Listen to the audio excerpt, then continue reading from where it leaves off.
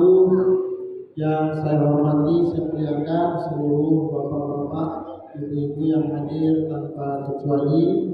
Kita muliakan bersama pengurus Masjid Al-Aqsa, Bapak Ketua, Wakil, Sekretaris, Bendahara, segenap jajaran kepengurusan, para penasehat, para senior, para donatur, tokoh agama, pemuka masyarakat, semua yang hadir berkumpul pada malam ini. Tidak bisa saya sebutkan satu persatu. Mudah-mudahan hadirnya kita di sini menghadirkan ketenangan dalam diri kita, keberkahan dalam hidup, kesehatan, kebahagiaan baik dunia maupun akhirat. Amin ya rabbal alamin. Bapak Ibu sekalian, pada kesempatan yang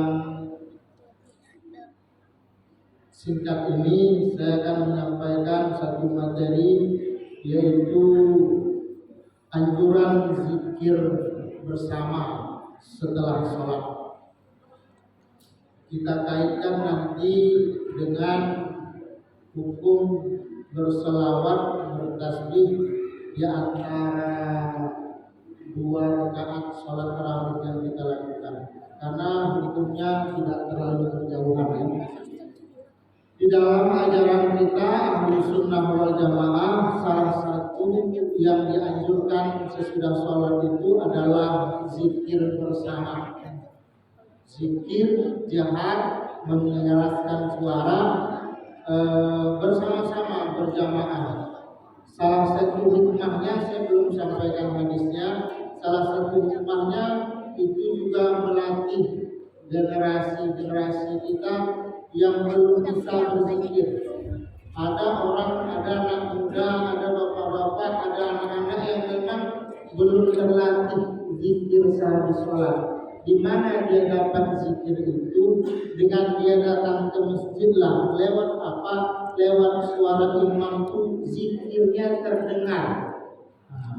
Mulai dari istighfarnya, mulai dari baca Allahumma antas salamnya, baca ayat kursi, dan banyak orang akhirnya hafal ayat kursi gara-gara dia sering maghrib berjamaah, bisa berjamaah, subuh berjamaah. Dan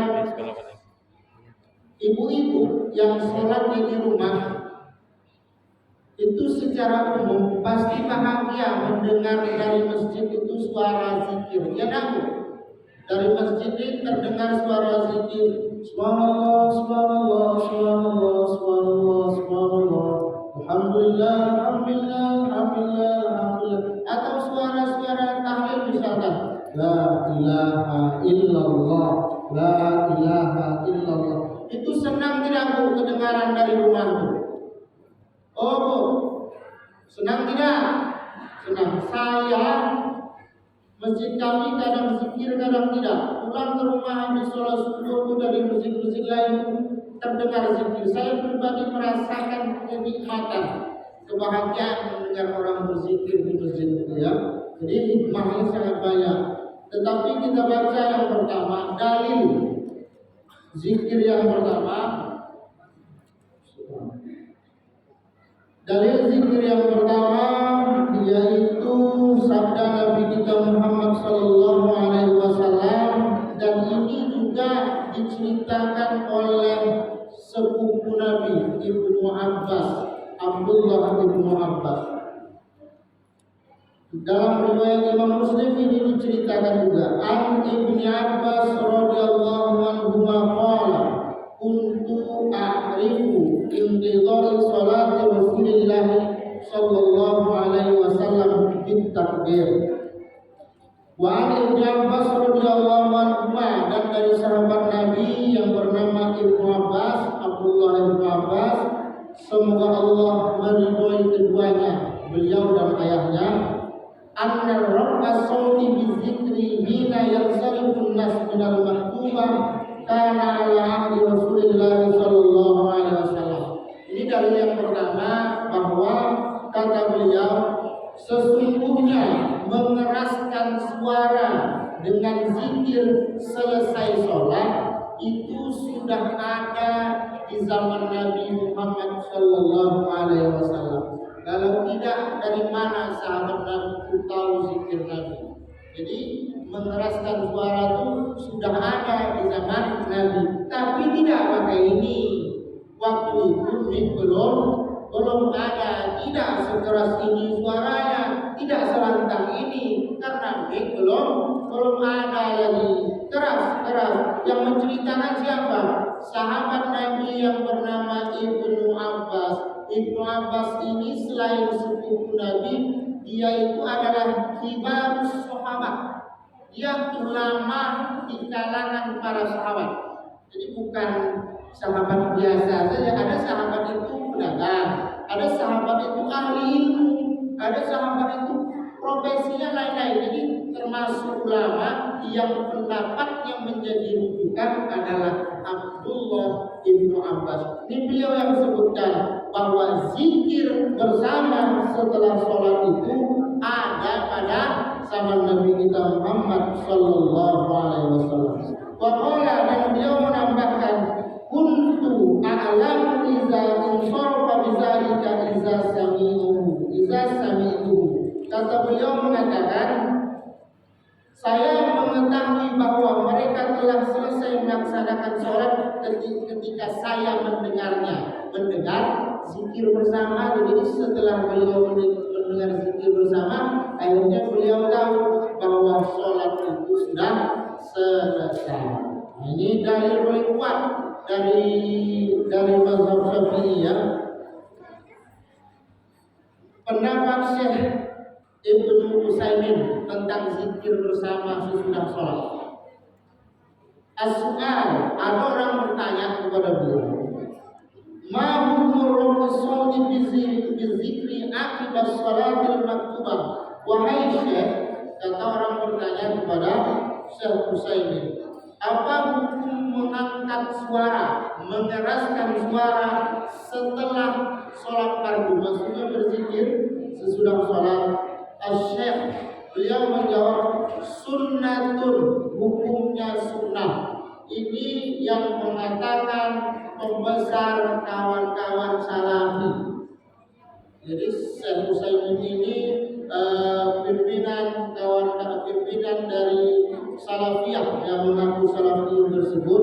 Dia mengatakan hukumnya sunnatun, sunnah. Sunnah itu apa? Dikerjakan berpahala, ditinggalkan tak berdosa. Artinya apa? Yang mau berzikir silakan berzikir, yang tidak mau berzikir nggak apa-apa, silakan. Jadi di masjid kami di Azura Cipta Karya sini bebas. Kalau imamnya berzikir silakan berzikir, kami di belakang berzikir. Kalau imamnya tak berzikir, monggo, nggak apa-apa, nggak berzikir, kami zikir sendiri. Kan tidak ada masalah ya, aman tuh kan, tidak perlu berkelahi. Saya imam subuh, saya kunut, makmum yang mau kunut, yang tak mau kunut silakan. Giliran yang tak kunut, yang Muhammadiyah imam, tak kunut dia subuh, kami di belakang tidak kunut. Ya biasa saja, tidak ada masalah, tidak mesti berkelahi, tidak mesti bertengkar. Yang penting saling menghargai. Jangan yang mengatakan yang berkunut itu bid'ah, ahli neraka. Itu kan menyakiti hati perasaan saudara kita, tak boleh. Jangan bilang nanti yang zikir bersama itu tak pernah dibuat Nabi. Terus yang didengar oleh Abdullah ibnu Mas'ud itu apa? Apakah beliau seorang pembohong? Tak mungkin sahabat itu pembohong. Sahabat itu jujur, nobul, adil ya. Jadi yang penting saling menghargai. Kalau ditanya saya, Ustaz, di masjid ini gimana? Zikir bersama sesudah sholat apa benar? Saya anjurkan zikir saja. Kenapa saya anjurkan zikir? Saya terbiasa dengan zikir. Kalau tanya, saya habis isya zikir asik. Yang ada kesibukan silakan pulang. Yang mau tinggal ikut berzikir, tidak apa-apa. Tidak perlu bertengkar gara-gara ini ya. Jadi beliau mengatakan tadi, Syekh Utsaimin mengatakan sunnatun. Lalu ada yang bertanya lagi, Mak dalilu ya Syekh, dalil sunnah itu apa? Kata orang bertanya kepada Syekh Utsaimin. Beliau menjawab, ad-dalilu hadis Abdullah bin Abbas radhiyallahu anhu fi Sahihil Bukhari. Syekh Utsaimin menjawabnya, dalil zikir bersama sesudah sholat itu adalah hadis dari Ibnu Abbas yang ada dalam Sahih Bukhari gitu. Ada yang lebih hebat dari Sahih Bukhari lagi? Ada.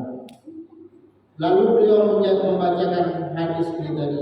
Karena Rasul bizikrihina yang salibun nas minal maktubah ala ahdi Nabi sallallahu alaihi wasallam wa kuntu a'rifu inqidha'i sholati bidzalik.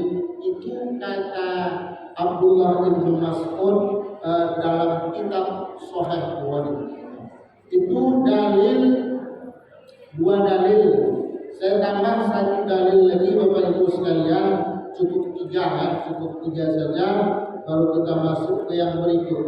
Wa Anas radhiyallahu anhu dari Sayyidina Anas, semoga Allah meridhoinya. Beliau mengatakan, qala Rasulullah sallallahu alaihi wasallam, bersabda Nabi Muhammad sallallahu alaihi wasallam, "Idza marartum bi riyadil jannah farta'u," kata Nabi, kalau kalian lewat di taman surga, farta'u, hendaklah kalian menikmatinya, bersantai-santai, bersenang-senanglah kalian di sana. Qalu, sahabat bertanya, ya Rasulullah, wa ma riyadul jannah? Wahai Rasulullah, apakah riyadul jannah itu? Qala, Nabi mengatakan, halaqatul zikri, yaitu halaqah zikir. Masjid termasuk kalau habis sholat ada zikir, itu termasuk halaqah zikir. Nah, jadi Bapak Ibu sekalian, minimal sederhananya ada banyak sekali dalam hadis ini, dalam kitab ini, dalil-dalil menyuruh kita untuk zikir bersama. Tetapi 3 hadis tadi sudah memotivasi kita untuk tetap melaksanakan zikir bersama. Selesai zikir, selesai sholat, kita dianjurkan dari tempat sholat itu untuk sholat sunnah berikutnya kan pindah. Sering dengar tak Pak pendapat ini? Pindah dari satu tempat ke tempat yang lain. Nah, kita misalkan tadi ada satu sholat di sini, saya sholat di sini, selesai sholat fardu, sunnah hukumnya bagi saya pindah dari tempat saya sholat tadi. Tadi Bapak Ibu tengok saya pindah enggak? Saya sengaja tidak pindah. Bukan tak bisa saya pindah, bisa saya pindah ke tempat yang lain, tapi saya sengaja pindah karena dalil tidak pindah pun ada. Dengan syarat, saya baca hadisnya ya. Hadis ini riwayat Imam Muslim. Kata Nabi, Allah sholatun bi sholatin hatta natakallama aw nakhruja. Bahwa hendaklah tidak menyatukan satu sholat dengan sholat yang lain sampai engkau natakallam, berbicara, aw nakhruja, atau keluar. Jadi habis sholat fardu, Bapak Ibu mau pindah silahkan, tidak mau pindah juga tidak apa-apa, dengan syarat ada natakallam, bicara. Natakallam itu boleh zikir, boleh selawat. Tadi kan Nabi sholat kita zikir tidak? Zikir, makanya boleh lagi kita sholat di tempat kita duduk tadi dengan syarat kita zikir. Kecuali habis sholat Bapak Ibu, Bapak-bapak lah langsung berdiri, maka dia dianjurkan cari tempat lain. Kenapa? Karena belum berzikir, dia mau cepat-cepat sholat sunnah, habis itu mau pergi, jadi tak mau zikir, zikirnya nanti di jalan saja. Maka dia cari tempat yang lain. Tapi kalau dia tidak pergi, dia istighfar, dia baca Allahumma tasalam, kemudian dia bertasbih, kemudian dia berdoa, itu kan sudah natakalam, sudah berbicara. Maka dia tak dianjurkan lagi untuk pindah. Andai tetap di tempat sholatnya tadi, dia boleh, silakan saja. Nah, ini hukumnya. Bapak Ibu yang saya hormati, saya muliakan. Begitu juga kalau kita sholat tarawih. Tarawih di sini 2 rakaat salam, 2 rakaat salam. Sholatul laili masna wa salam. Paling baik memang sholat tarawih itu 2 rakaat salam, 2 rakaat salam.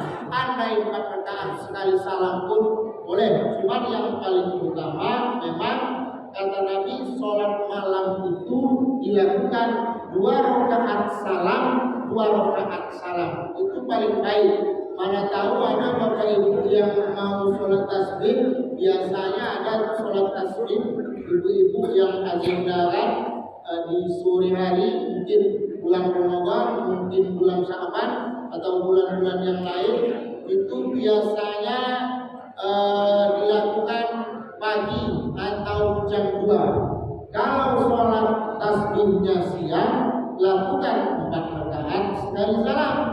Tapi kalau sholat tasbihnya malam, dianjurkan 2 rakaat salam, 2 rakaat salam, 2 rakaat salam. Itu yang paling baik.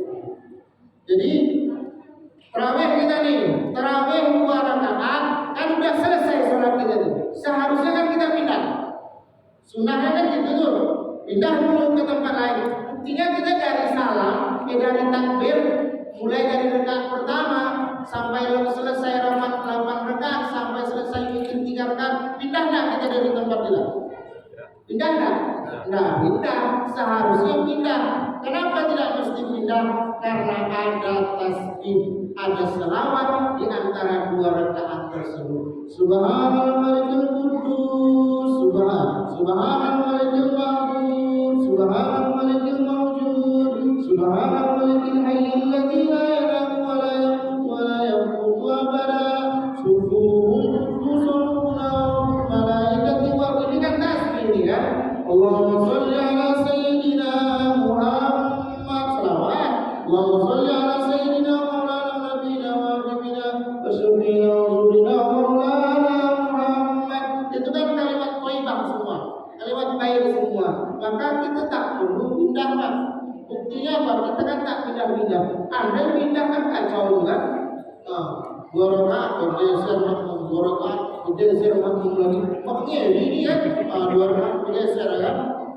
Kita tak perlu pindah. Kenapa? Karena setelah salam kita ada kata kalam, kita berbicara, kita sholawat, kita tasbih, kita berzikir, bahkan kita berdoa setelah 4 rakaat melakukan sholat tarawih tersebut. Jadi yang kita buat ini bukan bid'ah. Sekali lagi, yang mau pakai sholawat silakan, yang tak mau pakai sholawat tidak apa-apa. Yang penting tidak menyalah-nyalahkan orang pakai sholawat. Dalilnya kita pakai dalil umum. Jadi bid'ah dalam Ahlus Sunnah wal Jamaah itu bukan semua yang tak dibuat Nabi. Itu bukan bid'ah versi Ahlus Sunnah wal Jamaah. Bid'ah versi Ahlus Sunnah wal Jamaah itu yang tidak ada dalilnya. Kalau yang tak dibuat Nabi, jangankan kita, kawan-kawan kita sebelah sana yang tak dibuat Nabi juga yang dibuat mereka. Syekh Sudais pun melakukan yang tak dibuat oleh Nabi Muhammad. Tengok malam 27, malam hotel.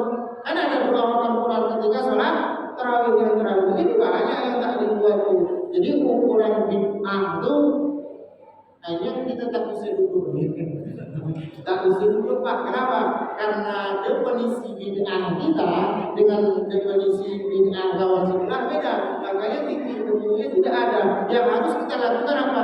Saling menghormati, saling menghargai agar timbul kebersamaan. Kalian yang pakai tasbih, pakai sholawat, pakai zikir antara tarawih, monggo silakan. Kami enggak, kami diam. Kalau sudah enggak apa-apa, yang penting sama-sama kita ramaikan masjid kita ini. Ini nanti zikir habis sholat subuh. Saya anjurkan zikir saja habis sholat subuh. Silakan yang mau nak zikir pulang dia ada apa-apa, langsung membaca Al-Quran.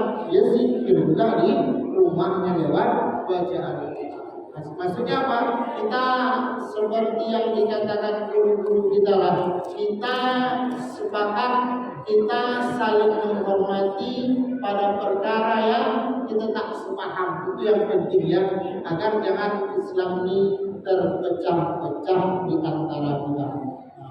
Maka terhadap pengurus tetaplah menaungi semua elemen yang ada di masyarakat kita yang terdekat ini. Ini saja Bapak Ibu sekalian beberapa dalil dari Nabi kita Muhammad SAW. Satu lagi sedangkan maaf saya lupa.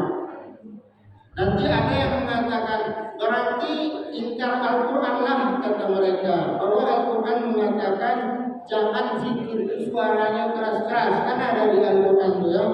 Saya lihat dulu di dalam surah Al-A'raf ayat 100 ayat 205. Wazkur rabbaka fi nafsika tadarru'a wa khufyatan wa dunal jahri minal qawl. Kata Allah, dan sebutlah nama Tuhanmu dalam hatimu dengan merendahkan dirimu dengan rasa takut dan tidak mengeraskan suara. Ada kalimat dunal jahri wa dunal jahri. Kata Imam As-Suyuti. Jadi Imam As-Suyuti itu Bapak Ibu sekalian imam kalangan dari Ahlus Sunnah wal Jamaah mazhab Syafi'i yang hafal lebih dari 300.000 hadis, bukan kaleng-kaleng. Kalau ulama dulu bilang mereka hafal hadis itu mulai dari Rasulullah sanadnya sampai kepada mereka. Kalau mereka hafiz itu kata mereka, kami hafal, aku hafal dari Rasul sanadnya, bukan hanya matan hadis itu, sanadnya dari Rasul sampai ke mereka paham yang 300.000 hadis itu. Jadi bukan seperti kita ceramah megang laptop, mati laptop bilang ceramah, bukan, atau ceramah megang buku, tutup buku bilang ceramah. Tidak, mereka memang di luar kepala. Orang-orang dulu itu hafal luar kepala. Beliau salah satu imam senior dalam kalangan mazhab Syafi'i. Beliau ahli hadis, beliau juga ahli tafsir. Beliau mengomentari ayat itu, bahwa ayat itu diturunkan khusus di kota Makkah pada saat itu. Nabi pernah membaca Al-Quran, suaranya keras di kota Makkah. Lalu datanglah ayat ini, engkau Muhammad, kalian masih sedikit di sini. Kira-kira pemahamannya seperti ini, masih sedikit di sini. Jadi jangan baca Al-Quran itu keras-keras. Uzkur di situ maksudnya baca Quran, jangan keras-keras. Nanti kau dicaci, dihina oleh kafir Quraisy. Kemudian engkau balas pula hinaan itu, saling menghina kalian. Dalam agama kita tidak dibenarkan. Maka ada istilah saddan di dalam ilmu usul fikih, ada saddan lizzari'ah. Jadi hukum-hukum tertentu yang hanya berlaku pada daerah tertentu. Sekarang siapa yang melarang kita berzikir? Ada yang melarang kita berzikir? Tidak ada. Ada Pak, menteri agama kan larang zikir ya. Ada juga. Jangan diupload nanti mati. Yang melarang suara budak itu ada juga kan. Tapi jangan dibilang dia kafir ya, tidak boleh ya. Menteri agama. Terlepas dari itu semua dinamika di negeri ini, tapi kan secara umum ada yang melarang itu lebih kurang keras-keras. Maka zikir itu boleh, silakan. Ini saja, mudah-mudahan bermanfaat. Lain kesempatan kita sambung dengan materi yang berbeda, insyaallah.